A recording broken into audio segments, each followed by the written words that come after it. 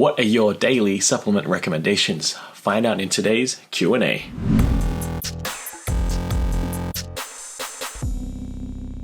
Hey everyone, Selwyn here from winstrength.com, where the goal of the channel is to get you a little bit stronger every single day. Thanks for clicking on another 5-Minute Friday Q&A episode, where I attempt to answer your questions in under 5 minutes. So that's a great question from my friend Eric. What I'll do is I'll start the timer.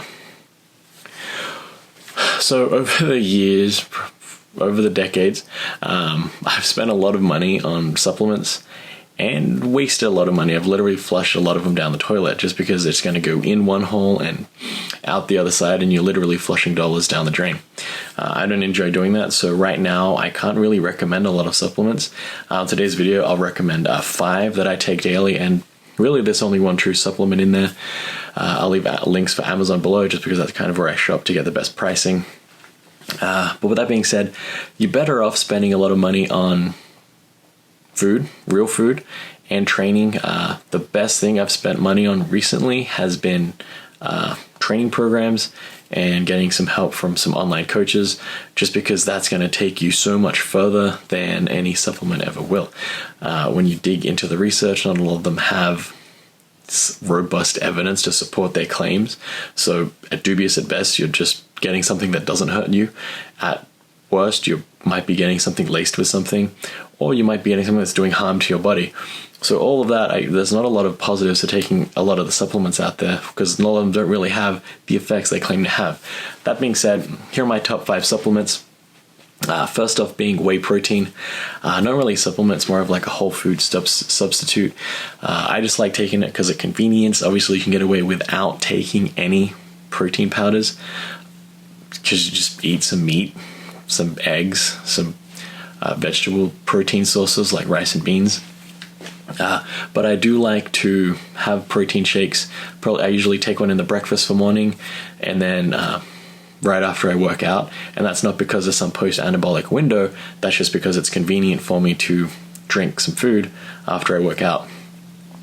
I like whey protein isolate just because that agrees most with my stomach. If I start taking concentrate or casein, I get some digestive issues, so that's just me personally. But for the most part, all protein's good. Just make sure you get it from a reliable source. Second up is the only true supplement on the list is creatine. One of the cheapest, and creatine monohydrate, I would stress, is the one to get. That's the oldest and the most researched, and it's really the only supplement that has true scientific backing that shows that it has a lot of good benefits without really any risks. I just take 5 grams a day. I don't worry about loading or cycling off of it.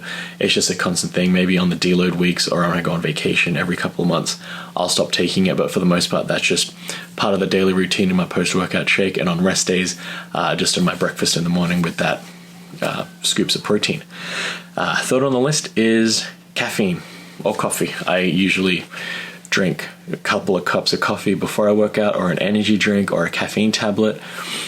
That's really it. I don't think I've tried all the fancy pre-workouts, like a lot of them, and they're great for providing that awesome stimulus effect, but really that's coming from high amounts of caffeine. So it might be cheaper for you. It's definitely cheaper for me. Just get some coffee, chug down a couple of cups, and you'll get that nice boost that way to save some money. The other thing I would add is to take some L-Theanine. That's been shown, that's an amino acid, and it's been shown to help taper the effects of caffeine. So rather than getting that huge hit, it's kind of tapering off so you get a longer, more sustained energy boost, which is helpful for me with those 90-minute to 2-hour workouts, and you don't get that huge crash in 3 hours or 4 hours where you just want to pass out. Fourth on the list is a greens powder. I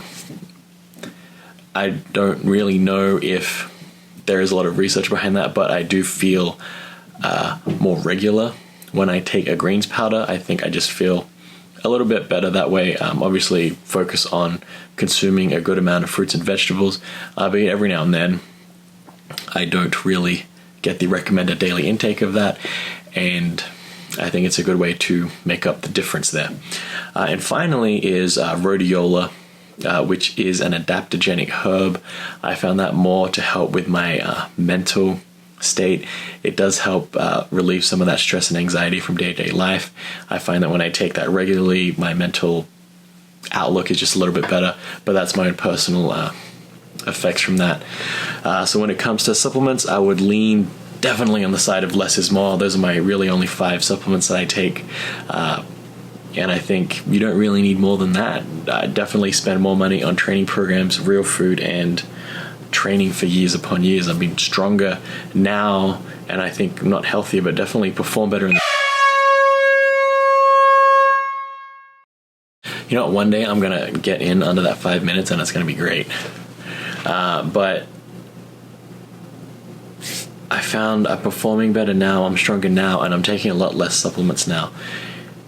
So I don't think you really need any supplements. Out of that 5 list, probably the only thing you would need is creatine and caffeine. To be honest with you, you really only need 2, because you can get all the rest of them from food sources. And if you don't really have a high stress life, don't take that Rhodiola either. Hopefully that helped slim that down. If you have to question its validity on a supplement, it's probably not valid. Let's be honest here. Remember, if it's too good to be true, it probably is, and you're probably going to have to go to the PED route if you want to spend money on getting some sort of pharmacological returns. But that's not something we need to talk about. So hopefully you found this video helpful. Be sure to subscribe again so you don't miss out on any future videos. If you have any questions that you want answered, leave them in the comments below and I'll get to them in the future video. I have created a playlist that I'll leave at the end of the video for the entire Wynn Strength 5 Minute Friday Q&A series, that we can catch up on previous episodes and make sure you don't miss out on future episodes. This has been Selwyn from Wynn Strength, and remember to never stop learning and to never stop lifting.